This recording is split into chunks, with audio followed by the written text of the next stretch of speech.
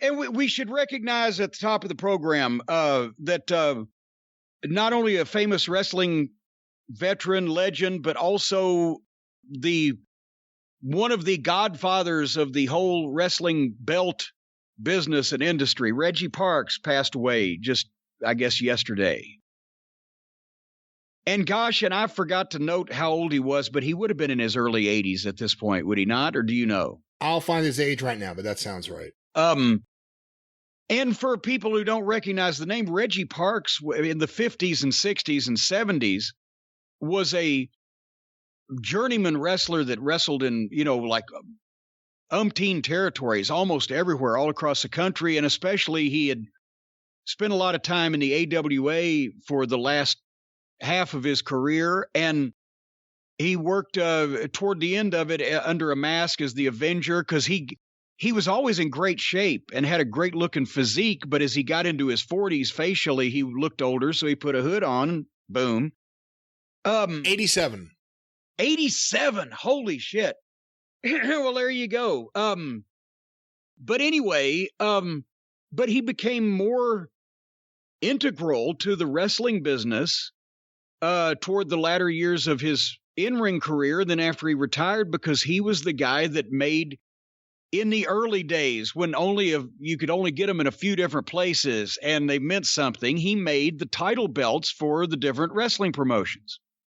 And gosh, I guess Nikita Molkovich is the guy the Russian wrestler who made a lot of the 1960s era belts and that you still saw in the early 70s. And actually he made the belts that Crockett used as the NWA World Tag Team belts until 1986 when Rude and Manny made off with them. So those are the original ones that the Midnight held. And a lot of the WWF belts from the late 60s, early 70s was Nikita Molkovich. That kind of design, I can't describe it verbally, but for those of you who knows what those belts look like. But then pretty much after that, from the late 70s, early 80s, Reggie took over.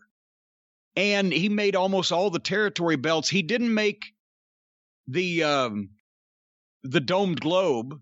They got that done, did they not? Paul Bosch had a part to play in that and got it in Mexico, right? That sounds right. But he made almost all of the territory belts that looked any decent and were worth anything. I mean, I've said this before. The one thing I complained about the Memphis territory was they would use shit belts and they'd use them until they fell completely apart and with no shame whatsoever, just complete lack of shame. But Reggie's belts were professional and they looked good. And so he did that for years, and then brought a few other people into the business with him and gradually handed it off to Dave Milliken and some people that Dave has worked with. But he actually made the Smoky Mountain belts.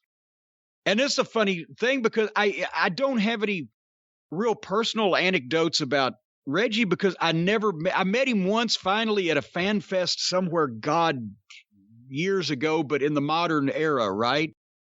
But at the time that I got the Smoky Mountain belts from him, and for years after that, I had never met him.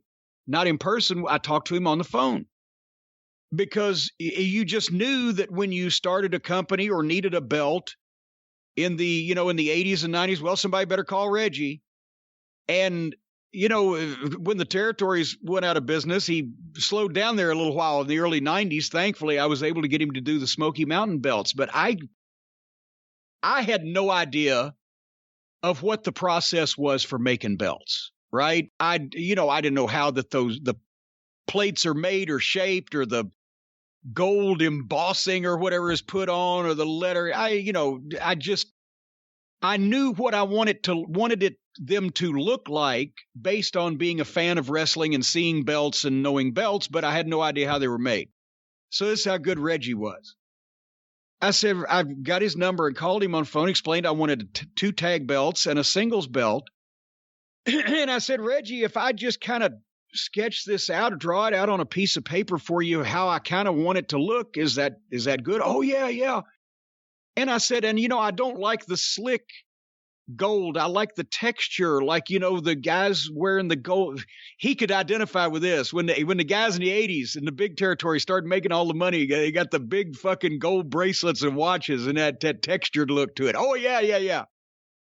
And so I just, with a pen and a piece of paper, drew how I kind of wanted the plates to look and told him that on the phone. And also for the heavyweight title belt, my mom, I've told this story before, but it's applicable here. My mom used to order in the 70s. Just items from, I think they still have a catalog, but have you ever heard of Finger Hut? Of course, yeah. Okay, well, it was a small deal in the 70s, but they would send out mail order catalogs and they'd have little cheap items or whatever. I guess it's maybe a bigger deal today.